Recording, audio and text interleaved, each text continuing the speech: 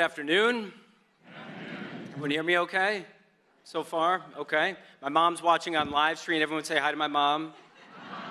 Thank you. Thank you very much. It is truly a humbling experience to stand here where so many others before me have stood, and I feel so moved by the spirit of welcoming that I've experienced, that my son and I have experienced throughout the last couple of days. It's been such a joy and such a humbling opportunity to be here with all of you. So thank you so much. Thank you to Melissa. Thank you to Lynn and Rabbi Sam for supporting this and making this all possible. And I have so loved being here. I'm also looking forward to returning home tonight, where Micah and I will see my wife Lizzie and our two daughters, Ayla and Nessa, and be able to look them in the eyes and lie to their faces and tell them that Doris Kearns Goodwin opened up for me. I very much look forward to doing that. I'm going to pay for that one because we're riding together on the way back to the airport. Anyhow, here's where I want to begin. Obviously, I could paint a picture of how complicated, how painful, how challenging this time is in America and really worldwide. I could spend a lot of time offering statistics. 1 in 4 Americans suffers from extreme loneliness, depression, stress. Authoritarianism is on the rise. Democracies are fraying. The economy is showing signs of a recession, but at least cryptocurrency is deregulated. So there's that, right? At least we have something what could possibly go wrong. But I don't want to start, to bring us down too much. I'll save some of that for later.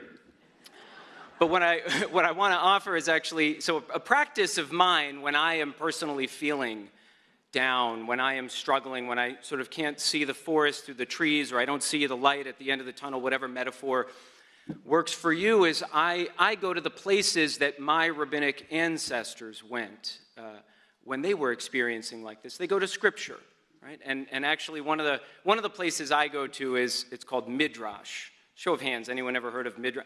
Good, yeah. It's like rabbinic fan fiction, right? So they're sort of like imagining, what would Adam have said to Eve in this moment? And they sort of make up a story about it, and they paint a whole a beautiful picture, and they weave a tapestry of a story. So one of those stories that I want to bring us to kind of set the stage it's from the Talmud, Tractate Avodah Zarah, which sort of speaks about humankind's relationship to the cosmos. It's, if you can imagine, the rabbis looking up to the stars in the sky and wondering, what do they mean to us? What are these constellations trying to tell us? What is God trying to tell us through these stars in the sky? And in one particular story about Adam. So if you can imagine Adam, the day that God made Adam, what must it have been like at sunset? The day that Adam was created, he was born into a world where the sun was always in the sky. Right? And if you had asked him, Adam, how long has the sun been in the sky? He would say, well, it's always been that way, and the sun will always be in the sky. But what happens when the sun begins to set? Adam looks up to the sky, and he says, Oi li, woe is me. Something I have done caused the sun to fall from the sky. The world is most certainly over. And so he looks down, tears his clothes, and begins to mourn and pray and grieve all night. And the Midrash tells the story of him.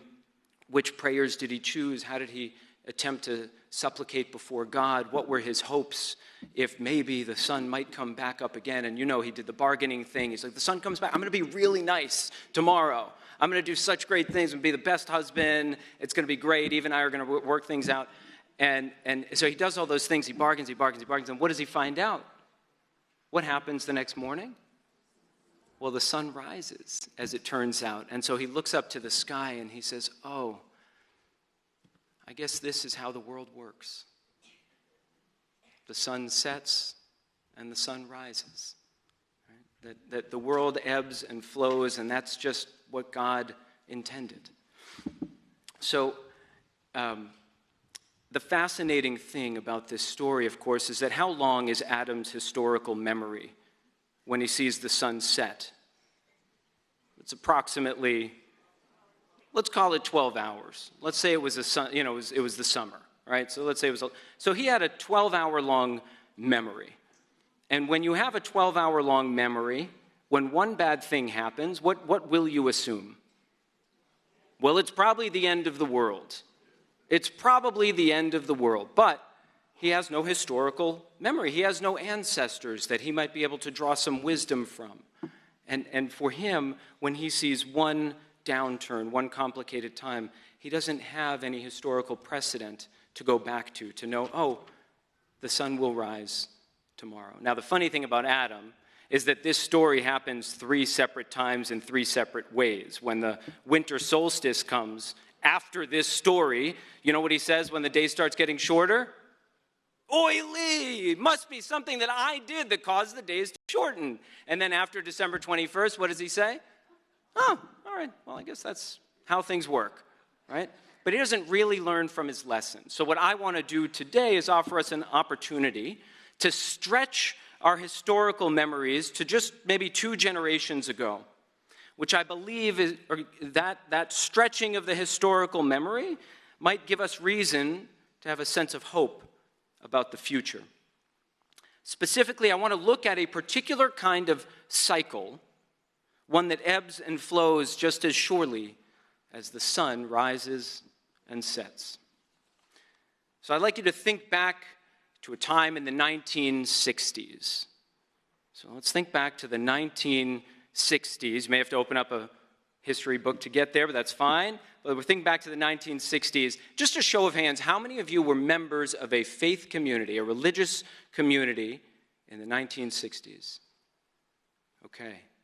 So now if we were just taking a straw poll here, we have about 100% attendance rate at church, synagogue, mosque in 1960. That's pretty good.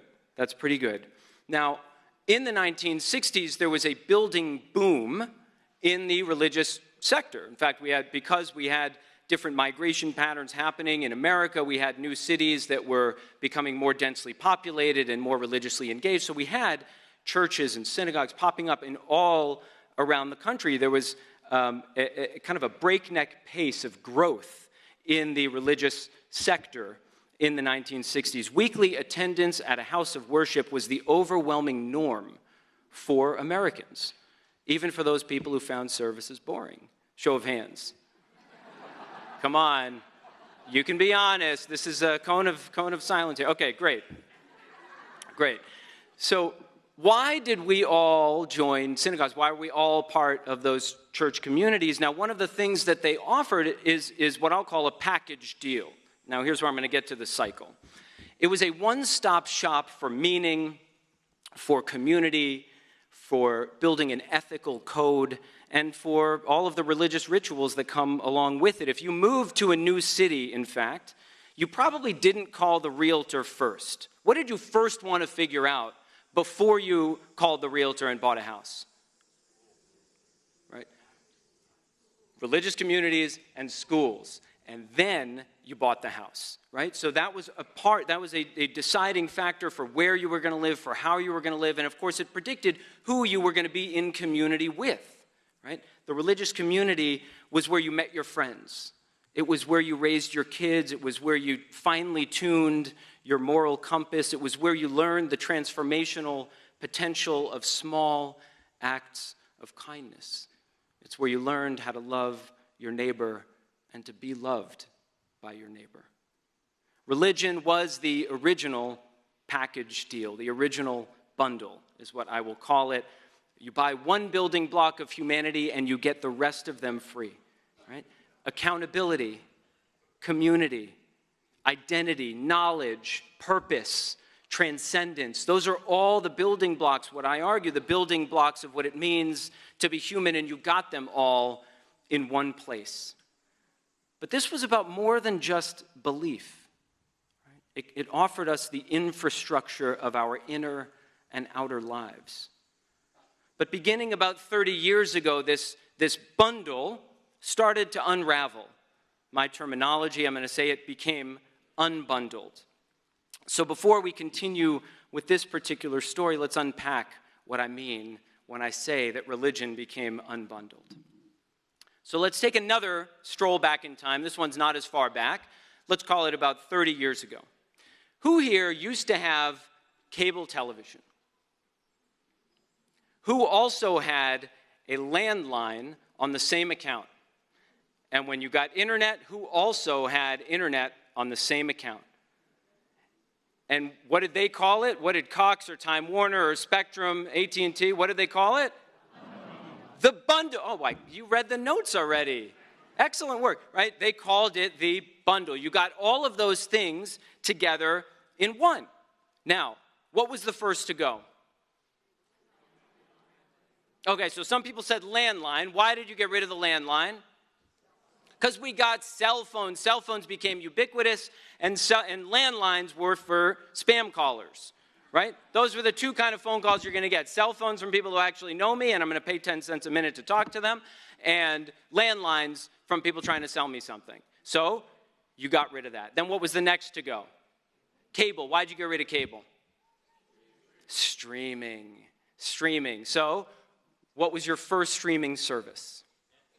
Netflix. Raise your hand if Netflix was your first streaming service. Yeah, exactly. So that's the first stage of the unbundling process. You have something that comes all in one, and you say, well, why am I paying for all of these when I barely use the landline? And then you say, well, I'm already paying $9.99 for Netflix.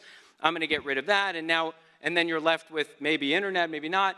But that's the process of unbundling, right? The market begins to mature, and all kinds of options are out there. At first, there was one cell phone company, and then 15, right? But in that process, consumers have choice. Users get to say, I don't want to go with that. I think they're overcharging me, or it's bad cell reception, and you're out. And that's how it works. That's the first stage. Now, I'm just curious. You all started with Netflix. Who here has Hulu? Any Disney Plus subscribers? Okay. Any CNN Plus subscribers? That was a trick question. They went out of business. They only lasted for 31 days. 31 days, CNN Plus. They lost $300 million in 31 days, right? As it turns out, it was a bad idea. It didn't work out all that well. But with all of these streaming platforms, by the way, at its peak, there were about 50 different streaming platforms. 50 different streaming platforms. So for those of us who said, you know, we're paying too much for cable, and what happens when you sit on the couch at night and you want to watch something? You cannot find what you are looking for. It is actually impossible. I've tested it out. I've worked with research firms. They say it's actually impossible to find what you want to watch. So you have now access to probably 10 million hours of programming, and you sit down on the couch and you say, there's nothing on. There's nothing on. Yeah, I checked. I checked everywhere. There's all 50 platforms. Can't find it. Nothing, right? So what begins to happen is users get really frustrated. There's too many options. This multiplicity of options makes it actually so that I can't find what I'm looking for. I can't get the experience that I want because of this explosion of options that are subpar, overpriced, and so on. So then what begins to happen? For anyone who signed up for Hulu in the last 3 years, what happens when you're in the checkout? What's that? Well, yes, they lower the price because we're all ready to go back to cable. I'm calling up Cox. I'm sorry, I quit. I'm so sorry. Just take me back. But when you sign out for, when you're in checkout for Hulu, it says, oh, while you're here, would you like Disney Plus while you're at it? Would you like to bundle with ESPN? Would you like to bundle with HBO Max? So now what stage are we at? There's the original bundle, then the unbundling, and where are we now? The rebundle. Oh my gosh. Nice work, everybody. Should I just take the rest of the day off? You got it, right? That's what happens next. Now we're in the rebundling stage. So now some of these cycles take maybe 10 or 15 years. This whole thing in telecommunications was about a 15-year cycle. Some cycles are longer, maybe 25 years. You think about retail. How many people went to Sears of blessed memory? Yeah, Sears, you can get auto parts there. They would fix your car. They would service your appliances. There was the repair people. You would get electronics there. You had get clothes there. There was children's. They had everything at Sears. And then what happened? The dot-com boom. So then now you're getting one set of products at this place and one at another and one at another. And you can't remember, where do we order the dog food from, right? You can't remember which platform, which company, which service, whatever. So then what happens? Now, what did we get rebundled into? Amazon. How many people have Amazon Prime? Yeah. Okay. Somehow that's even more than were members of churches and synagogues in 1960. It's 120%. Some of you are like, I have 2 accounts just to make sure. I just want to make sure. Now, the funny thing about Amazon, you and I know that the products aren't that good. And the products, they're cheap. They're not that good. The prices are actually not as low as their competitors. The 2-day shipping is no longer guaranteed. And yet, I'm, by the way, absolutely guilty of it. We are all members of Amazon Prime. Why? Because except for this one person right there saying, nope, I'm out. Walmart Plus all the way. Okay. So it's all there. It's all in one place. So what I'm saying is the rebundling can happen for better. It can actually better serve us, and maybe the outcome isn't always so great. So that's what I want to focus when we talk about the unbundling of religion, which, like I said, is about a 2-generation cycle, about a 60-year cycle. So let's talk going back to the 1960s, right? You're thinking of your church, your synagogue, your mosque. Eventually, maybe it got too expensive. Right? Maybe the dues were too high, the tithes were too much, your kids were now out of the Sunday school, and you said, I don't really go all that much, I have other things to do, I don't need the whole thing anymore. So, in the Jewish community, there are folks who say, I'll just buy high holiday tickets, right? I'll just buy high holiday. When I served in the pulpit, do you know how many people just bought high holiday tickets, and then when someone in their family had a crisis, they would still come to me, of course. And I sat with them, and but what I was coming to see was that, okay, we are in the process of getting unbundled here, right? In the religious domain, maybe the consumer loses trust, which of course trust in religious institutions has eroded year after year, decade after decade for 40 years in America. And of course, the marketplace also creates some competition. We'll get to that in a moment, all right? So when that unbundling happens, maybe people, instead of going to church for their spiritual practice, they go to yoga. And they have an incredible embodied spiritual practice experience. Maybe they find their friends on Facebook. Maybe they meet their partner on Tinder instead of at the social at the church or the synagogue, and so on. Right? But eventually, just like the frustration happens when you sit on your couch, what we are seeing now in America is actually that fragmentation is leading to frustration, where people are looking, especially younger people, and I'll get to the statistics to demonstrate this, where people are looking for a more unified, integral experience, a coherent experience of faith, of spirituality, of community.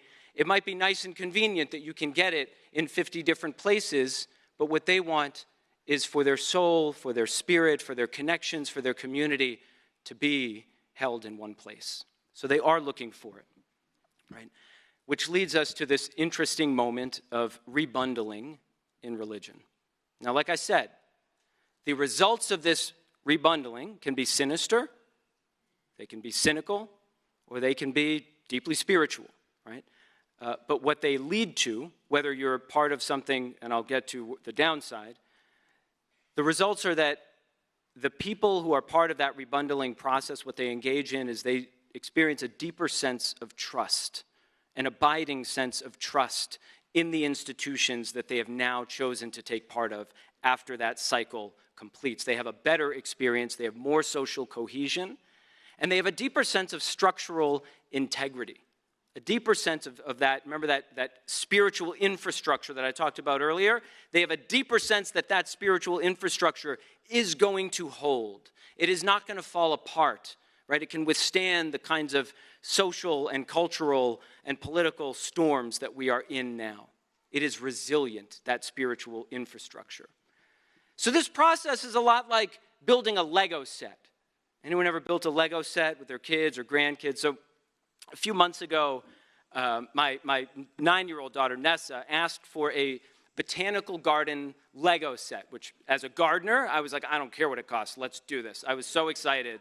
You know, there's a beautiful willow tree and a plum tree and little plants. And so every morning, she was so excited to put it together, it took a long time. So every morning, we would wake up at 6 in the morning. I would have my cup of coffee. She would set her alarm, come get me. I had my cup of coffee, and we would sit there in our sunroom and put together this set. And it took a full week. And when we finished, we took a picture of it. It was this really beautiful, culminating experience where we could celebrate kind of imagining ourselves in this botanical garden. And now I should also mention we have a 5-year-old daughter. She has a younger sister. And we have a puppy, a little mini golden doodle. So you know how long that botanical garden stayed a botanical garden? Not that long, right? We had a good run of like 3 hours, and then somebody stepped on it, somebody pulled a piece off of it, right? Then eventually that original bundle gets unbundled, right? So Nessa at first was really upset. She tried to put the pieces back, and this thing must have gone here. Let me go back to the booklet. But eventually it was chaos. It was like a tornado had gone through this botanical garden set. And you know what she said? She said, well, guess what? I can build something new now. I can use those pieces to put something together that might be entirely different, right? But as with any Lego set, and as with any great tool that we take apart and put back together, she could have taken those pieces and she could build a sword, or she could build another botanical garden, right? It's just a matter of how we put those pieces together that determines what the result is of this cycle. So now I'm going to paint 2 portraits, specifically of the millennial generation. So I happen to be a geriatric millennial. Do you know what that term means? I hold it with great pride, right? It means that I'm not quite a Gen X. I'm a little younger than Gen X, but I get to look at all the millennials and say, those young millennials, you know? I get to really have a deep sense of disdain for them. It simply means I'm just older than them and they can't figure out, the sociologists don't know what to do with me. So I want to talk about 2 different examples that come from the story of millennials. Now, specifically, when we talk about this unbundling of religion, and when you think about, I think, who was here for the Pew presentations earlier this summer? Yeah? Okay, we should look them up in the archives. Melissa was here. Okay, so after the talk, you can ask Melissa all about it. So what Pew has done a great job of demonstrating is that there has been, for the last 30 years, a pretty steady decline in traditional metrics of success for religious engagement. What does that mean? Fewer people are attending worship services. Fewer people are joining churches, synagogues, and mosques. Fewer people are engaging in traditional religious rituals. Now, we can look at all kinds of different societal influences that cause this to happen. One of the core shifts is a generational shift. The millennial generation looked at religion. Now, you got to think, what were the experiences, the cultural big touch points that shaped the millennial generation as it pertains to religion? Well, you had the Catholic Church scandal. So for many younger millennials, right, who were just coming of age during that time, they said, well, why would I trust an institution that let this happen? And then, of course, there was 9/11, an act of terror, but religious extremist terror. And they looked at, again, religion and said, well, why would I want to join something that would drive people to do such a thing? And so on, right? And so the millennials largely pulled away. They also were the first generation that was native to smartphones and technology and all of the platforms that allowed for a really easy and quick and what felt like smooth transition into the unbundling of religion. They went to yoga. They got their spiritual quotes from Instagram and found their friends on Facebook and so on, right?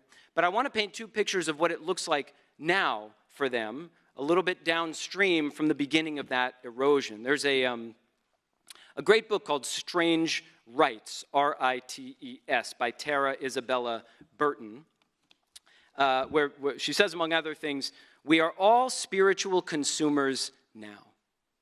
We are all spiritual consumers now.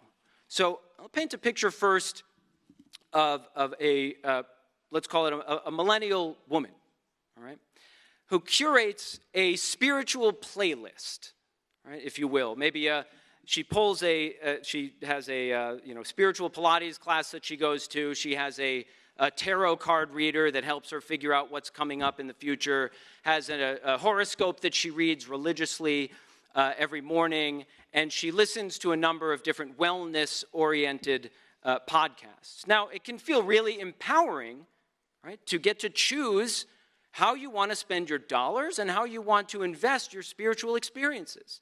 Right? She gets to choose who her teachers are. She gets to choose which podcasts she listens to.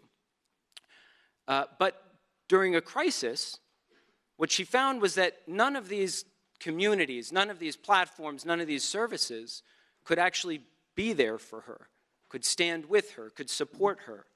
Right? Modern spirituality, this is like a new age, often lacks the rootedness, the community, the moral imagination, right, to help us through hard times. So when she's curating a playlist, what that means is she no longer has access to the idea of an album. So now I'm using a music reference. Anyone remember the last album that you purchased? Vinyl, tape, CD, right? So albums they've gone the way of the dodo bird. We use playlists. So it's always just the greatest hits.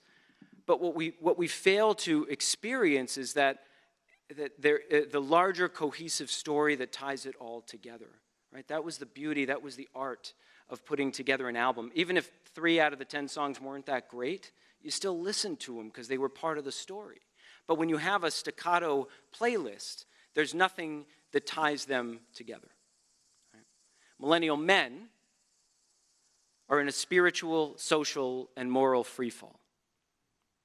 They are becoming what Andrew Taggart calls secular monks.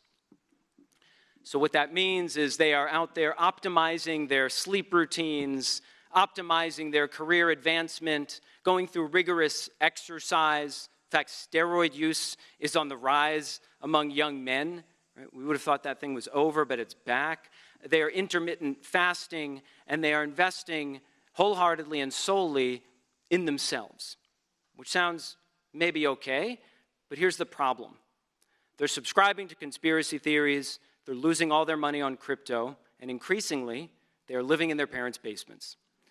20% of millennial men live in their parents' basements. I mean, maybe some of them are on the first floor, but I really want to stress the point, it's much sadder if they're in their basements. So 20% live in their parents' basements, let's call it, right?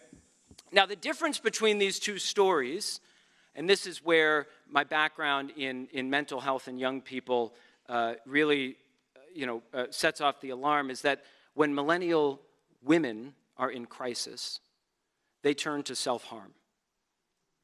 When millennial men are in crisis, they turn to violence.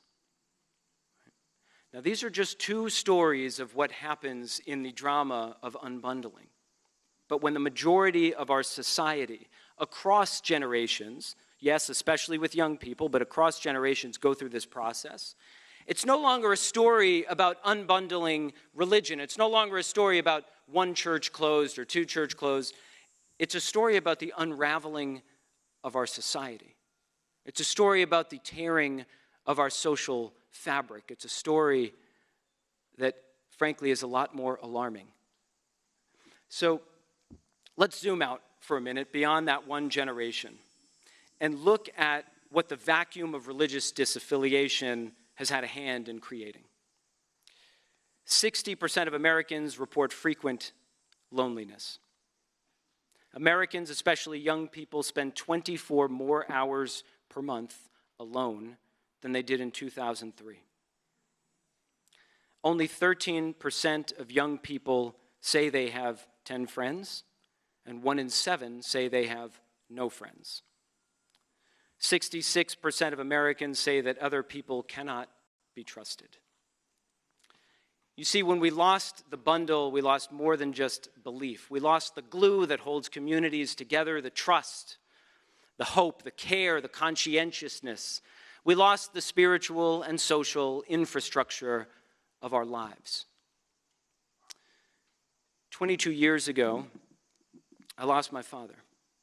Actually, 22 years and 2 weeks ago, I lost my father. He had been struggling with cancer. He was diagnosed with multiple myeloma when I was 17. And the doctor said he's got about 5 years, and he lived about 4.5. And, of course, it was the low point of my life. Up until that point, I was in complete despair. And my mom said, well, you know, after the funeral, you'll come back to the house to sit Shiva. And I had admittedly been living a somewhat secular life at the time, and I was like, well, I'm not sure. I don't know. I might have things to do. I was running a business at the time to put myself through school, and I said I might have work. And my mom says, trust me when I tell you this. 2 things. This is bigger than you think it is, and sitting Shiva is more important than you could possibly know. And so I came home, and I sat Shiva with my mom and my 2 siblings, my older brother and my older sister. And the house filled with friends, and my dad's college roommate came in and regaled us with these great stories of their adventures, and our family was there, and all the people from my Jewish community growing up, and some of my dad's he was a labor organizer, and then so his old colleagues came in, and I have to tell you, by the end of those 7 days, Shiva means 7, right? It's 7 days where we sit in grief. At the end of those 7 days, I felt more uplifted, more connected, more grounded, more rooted, more loved than I had in half a decade. Right? And it was then that I decided this is the path I wanted to move on.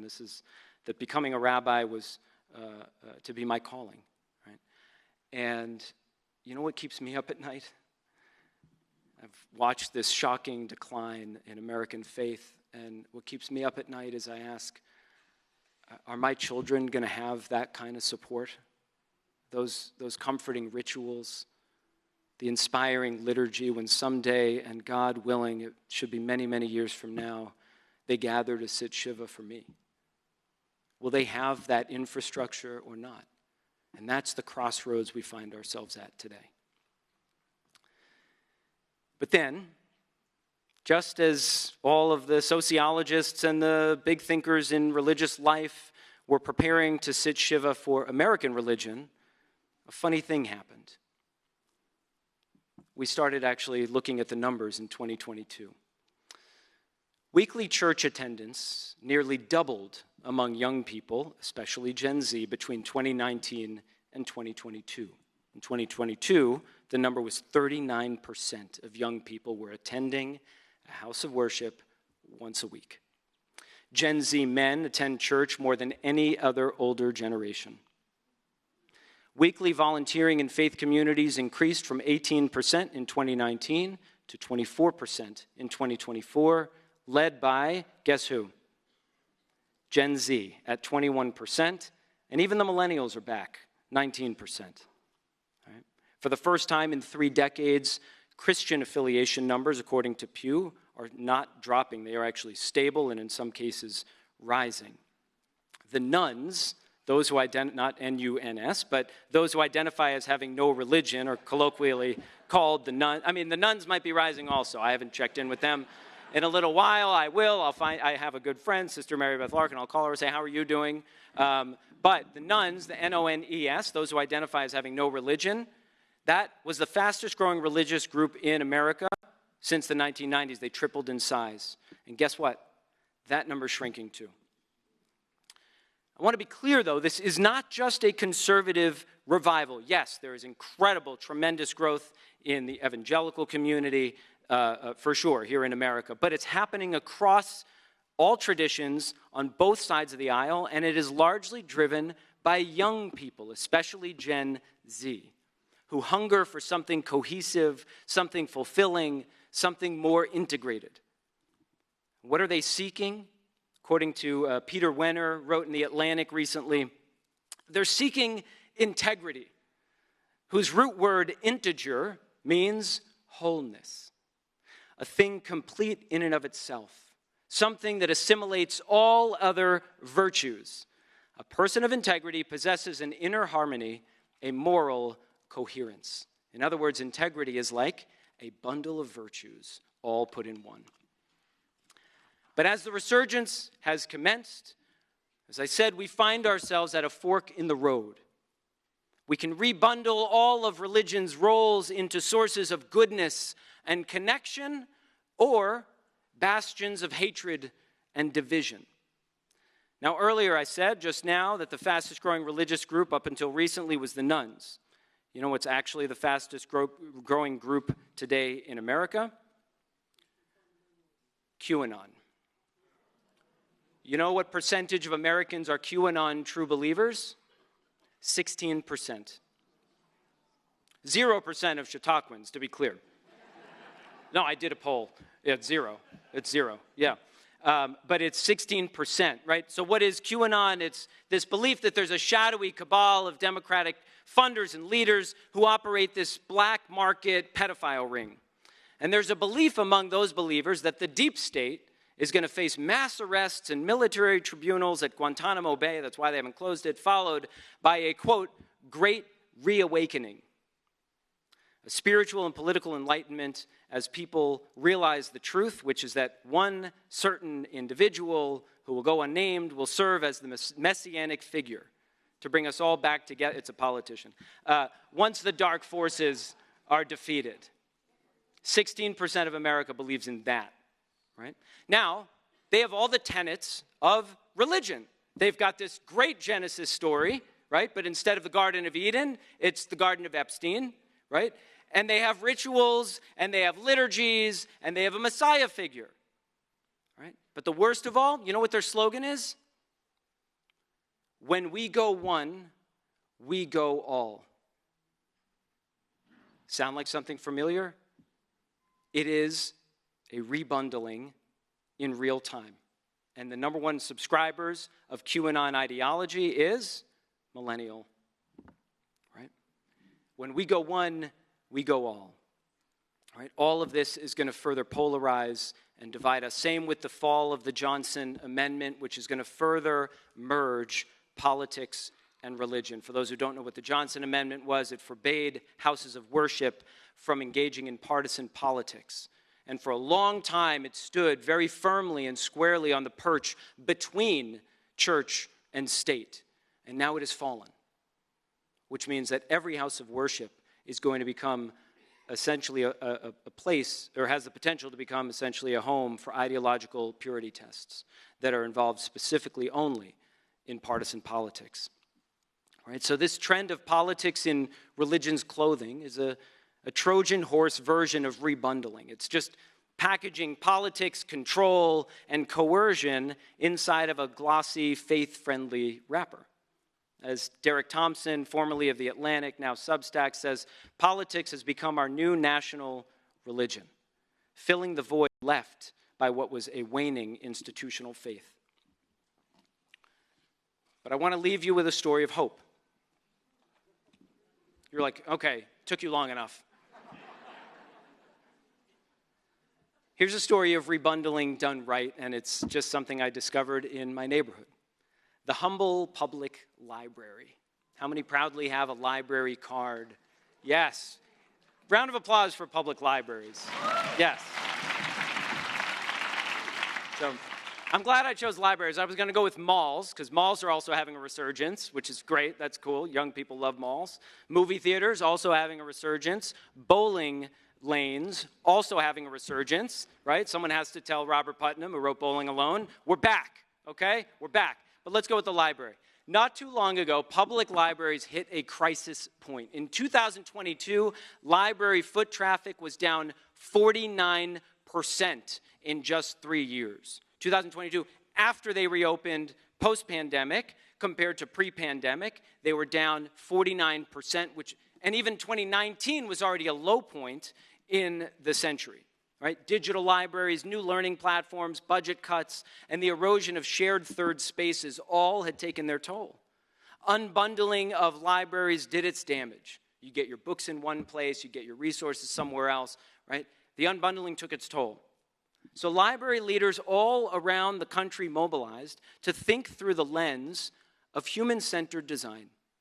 What do the people in our neighborhoods actually need?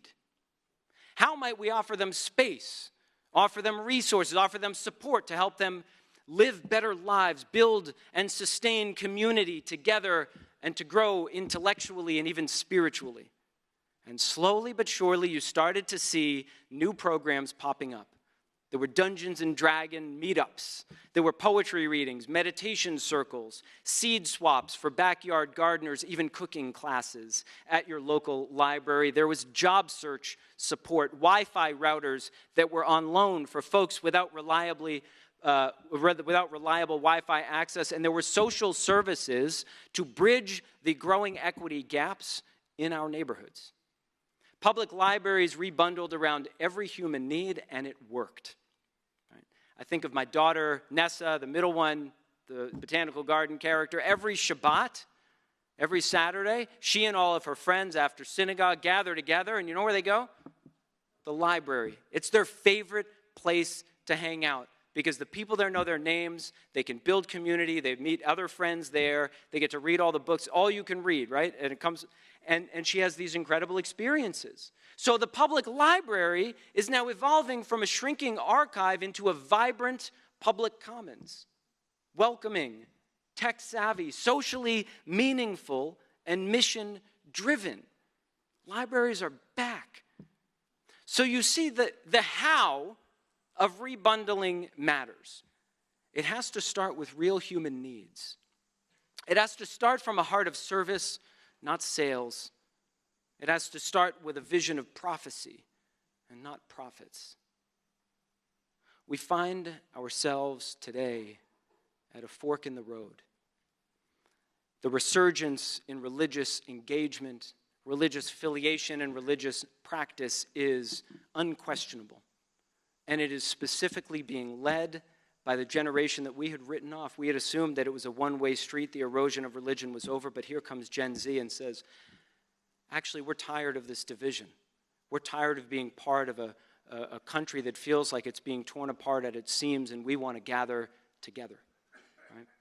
So we have an opportunity now at this crossroads to choose. Faith can rebundle like libraries meeting deep needs, or like politics dressed in religious garb, a wolf in sheep's clothing. The choice will define our country for decades to come. This isn't about religion. It's about shaping the kind of society that is worthy of our children and our children's children and their children, God willing, too. It's about shaping the kind of climate, kind of environment that will sustain them, the kind of faith that will fulfill them. For lunch, my son Micah and I went to the Brick Walk Cafe. Anyone have lunch at Brick Walk Cafe? Yeah. Wow. You guys should check it out. It's pretty good. All right. Anyway, as we're checking out, the person behind the register reaches over to take my card. And I looked at her forearm. She had a beautiful, intricate cross on her forearm, this young woman.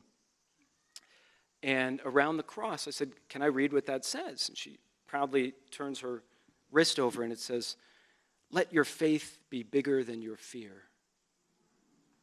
Let your faith be bigger than your fear. That's the choice we have today. We can rebuild this world with love or with loathing.